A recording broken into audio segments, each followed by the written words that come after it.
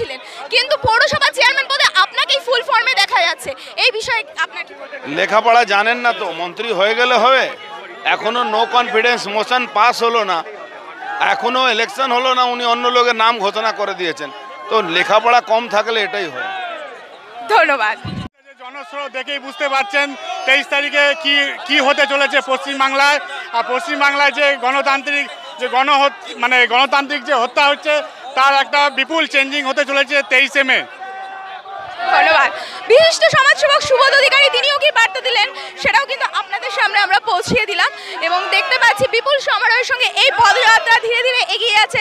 জয়ধ্বনি স্লোগান দিয়ে তারা কিন্তু এগিয়ে চলছে। সার্কাস ময়দান থেকে পদযাত্রা সামিল হয়েছে, পদযাত্রা ধীরে ধীরে এগিয়ে আছে গান্ধী মোড়ের দিকে। এবং নিউজ সুপার ক্যামেরা